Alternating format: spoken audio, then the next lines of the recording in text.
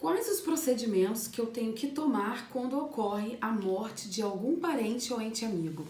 Existe um prazo previsto em lei para tomar alguma medida judicial? Quais os cuidados e os riscos que eu tenho que ficar atento quando vier a acontecer a morte de alguma pessoa próxima? Esse ponto é um ponto muito delicado, onde a maioria das pessoas sentem até uma dificuldade em pensar sobre essa situação, porque falar sobre morte é algo muito difícil para todas as pessoas.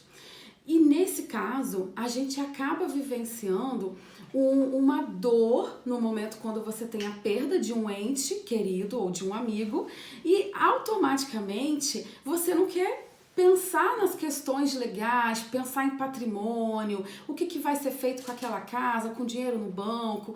Mas infelizmente ou felizmente, a lei prevê um prazo muito curto para que isso seja tratado. Então, a maioria das pessoas acabam deixando passar esse prazo de 60 dias, que é o prazo previsto em lei, para dar entrada na medida cabível, que é o inventário.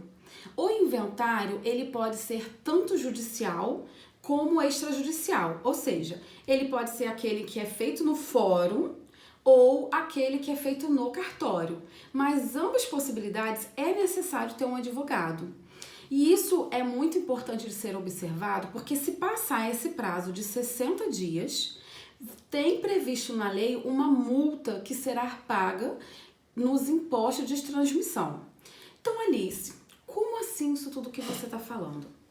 A questão é, se um amigo, um parente, um ente querido veio a falecer, tem que ficar atento nesse prazo legal de 60 dias. Se essa pessoa deixou um patrimônio como herança, casa, apartamento, terreno, carro, moto, dinheiro em banco, aplicações, saldo de salário, tudo isso tem que ser inventariado, ou seja, o patrimônio dessa pessoa que veio a falecer, ele não vai diretamente para o herdeiro. Tem que ser feito esse processo legal. Por quê? Porque o governo, o Estado, ele tributa essa transferência. Então, se eu venho a falecer, o meu patrimônio, para ir para o meu filho, ele precisa ter essa transição, que é a transição causa-morte. Houve uma morte, então a causa foi a morte, e para eu transferir esse patrimônio para o herdeiro, tem que haver o pagamento de imposto, obrigatoriamente, não tem outra opção. É um imposto e a gente tem que pagar. A questão é, eu vou pagar dentro do prazo ou eu vou pagar posteriormente? Se você não fizer o processo dentro do prazo, a penalidade que tem é uma multa de 10%. Então, isso daí vai depender do tipo, do local onde os bens estão, onde houve a morte também da pessoa, mas o que vai definir o tipo de imposto é onde estão os bens. Então, aqui no estado do Rio, a alíquota menor é 4,5% em cima do patrimônio, podendo chegar a 8%, dependendo da quantidade do valor desse monte. A questão é, se você passar do prazo, além desses 4,5% iniciais, você tem que pagar uma multa de 10%. E na nossa legislação hoje no estado do Rio, quanto mais demora para fazer o inventário, maior serão as multas e taxas por atraso. Então, quanto antes você fizer o inventário, é melhor. Mas, se não foi feito, se o meu avô faleceu, deixou para o meu pai faleceu, como que eu vou resolver esse emaranhado? Não tem como, gente. É preciso colocar as coisas nos lugares, deixar tudo definido, porque quanto mais postergar isso, atrasar, cada herdeiro que vier, mais difícil fica de ser resolvido e mais caro fica. Então, não adianta, você vai ficar com um bem empatado juridicamente, porque você não vai conseguir transferir, não vai conseguir vender, ali depois os juros desse imposto vão só aumentar. Então é preciso ficar ligado. E se você tiver um amigo, um parente que perdeu alguém próximo, ajude essa pessoa informando sobre isso. Porque quando a gente perde um ente querido, a gente fica completamente abalado. E eu, pessoalmente, acho um desgaste esse prazo tão curtinho que a lei prevê.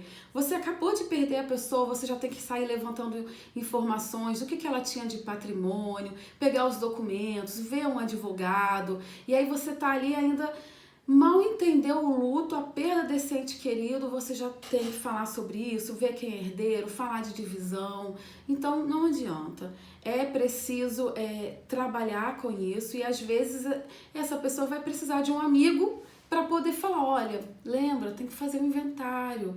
Então não tem muito o que ser feito. Existe até mesmo a previsão de você fazer um testamento, mas ainda que seja feito o testamento, esse processo de transferir o patrimônio, ele tem que ser feito de forma judicial, tem que pagar os impostos. No processo de inventário, terão que fazer recolhimento de certidões. Por quê? Se eu tenho um débito e faleci, o débito não vai para o herdeiro, não vai. A dívida, ela não é transferida para o herdeiro. Porém, o herdeiro não recebe o patrimônio sem descontar a dívida. Então, se eu deixei, vamos supor, 10 mil reais de herança e eu tô devendo de imposto 5 mil reais, vai abater os 5 mil reais e eu só vou transferir para o meu herdeiro. O que vai sobrar para ele é o valor depois de quitar todos os meus débitos de falecido, a pessoa que faleceu.